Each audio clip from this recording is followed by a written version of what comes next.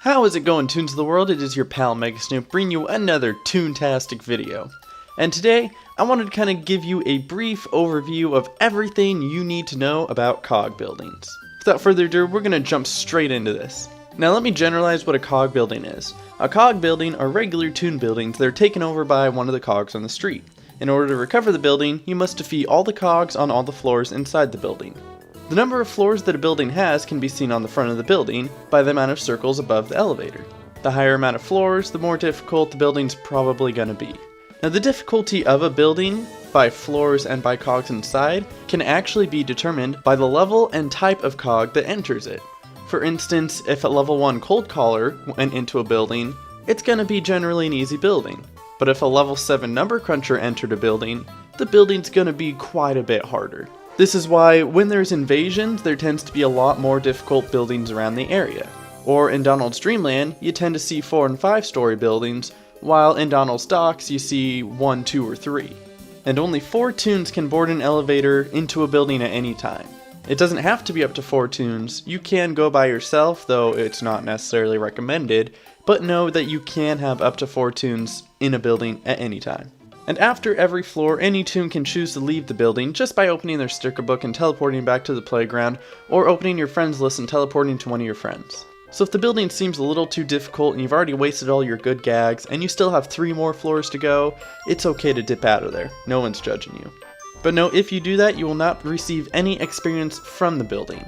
All experience you get from the building will be granted to you after defeating all the cogs and on the floors, all the way to the top floor.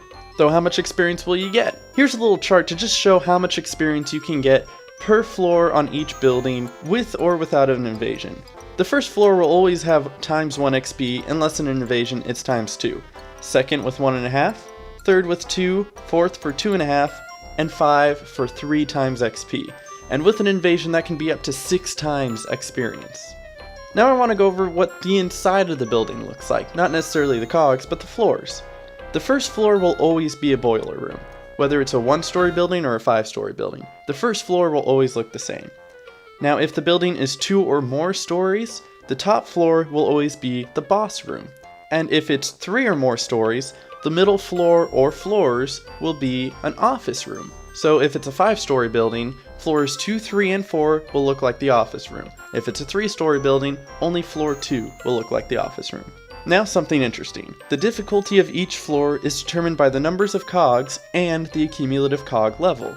Now if you don't know what that means, it means taking the level of cogs and adding them together. This is why you can find one level 7 on the first floor, and then move on to the second floor and see a level 6 and a level 5.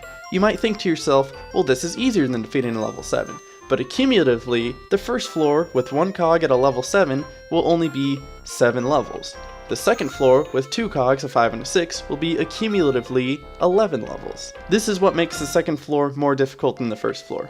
Also note that the amount of cogs on each floor will be greater than or equal to the amount of cogs on the previous floor. If there's 2 cogs on the first floor, the second floor will have 2 or more. If there's 3 cogs on the second floor, the third floor will have 3 or more. Another thing to note is that the second floor will never only have 1 cog. So if there's only 1 cog on the first floor, you can automatically know that the second floor will have 2 or more.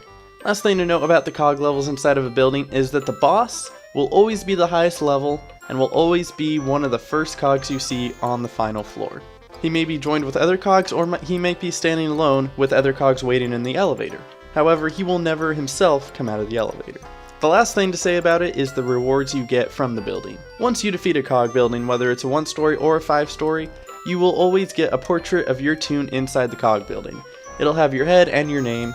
That way anyone who enters that building can know you're the one who rescued it. Also, you will get floor points towards a star. If you don't know what that is, I'm going to show a quick chart showing you just how many floors you need to recapture in order to earn these stars. And it is determined by floors, not by amount of buildings. So a 4-story building will get you 4 points, while a 2-story building will only get you 2. After you score 10 points, you get a bronze star. After 20, you get a spinning bronze.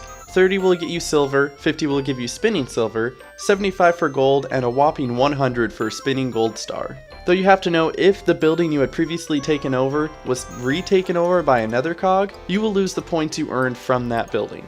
So if you just earn a spinning silver, and then a cog takes over that 5-story building you worked so hard to earn, you will lose those 5 points and revert back to a regular silver. That's all I have to say about cog buildings. If you learned something new, a like would be appreciated. If not, then you must be a Toontown genius. And I really do appreciate you guys stopping by. Hope you guys enjoyed, and I'll see you next time. Hope y'all enjoyed, and if you did, be sure to smash that like button. It helps me know that my work is appreciated. Leave a comment and subscribe if you're new. You can check out my live stream at twitch.tv/Megasnoop. Follow me on Twitter at MegasnoopTTR, and I hope y'all have a toontastic day.